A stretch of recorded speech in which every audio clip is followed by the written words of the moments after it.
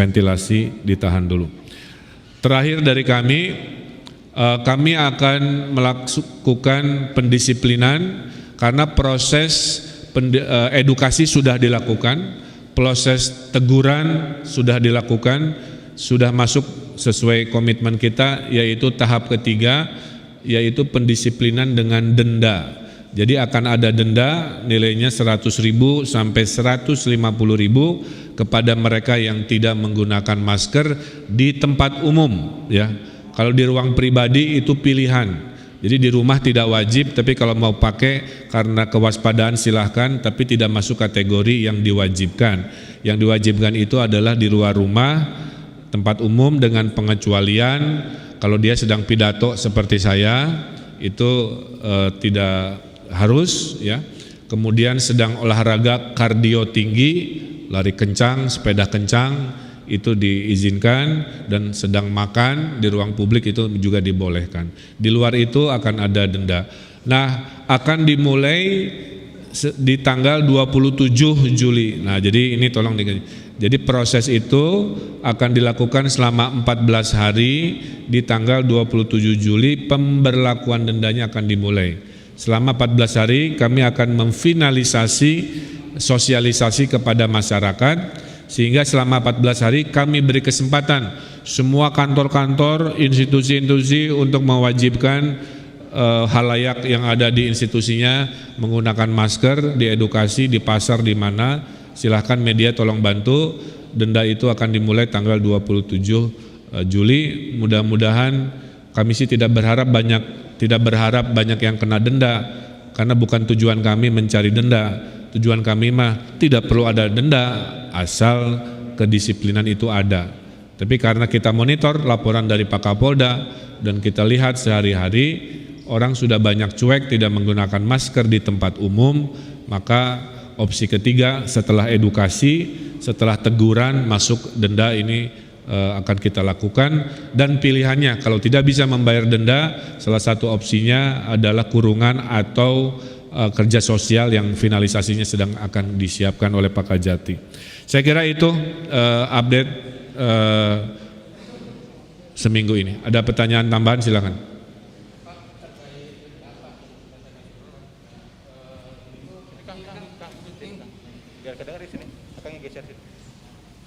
Soal denda sendiri, teknisnya seperti apa yang untuk melakukan razia segala macam seperti itu, ya. Dan apakah nanti uang itu tuh akan dikemanakan gitu? Apakah masuk kas negara atau nantinya akan seperti apa gitu? Ya, ya.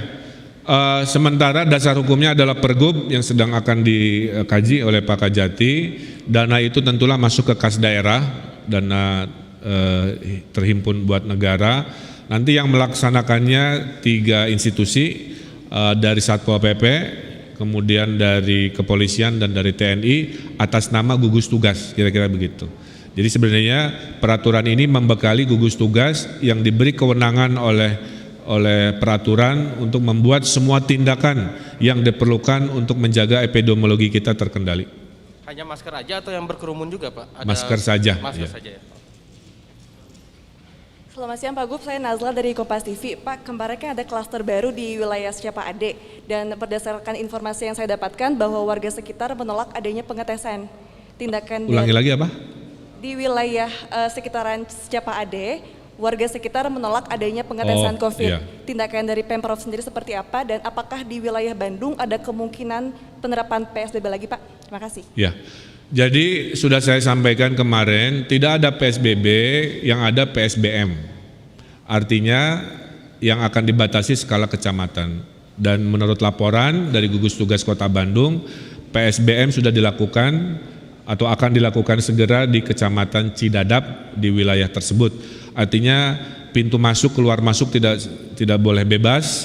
Orang ke sana hanya penghuni yang tidak ada urusan urgent dihimbau tidak ke sana, kira-kira begitu. Yang kedua, tidak boleh menolak, karena kalau sudah masuk kategori yang kritis atau merah, maka semua wajib, ya. Kalau kemarin masih diberi kesadaran, nah nanti tim gugus tugas yang mengetes akan dibantu oleh petugas. Oke.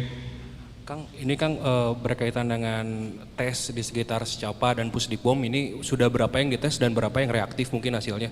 Terus juga untuk data terakhir yang ada di Pusdipom kan ada 101 yang positif, terus di Secapa ada 1280. Nah ini udah mulai ada pengurangan lagi belum Kang?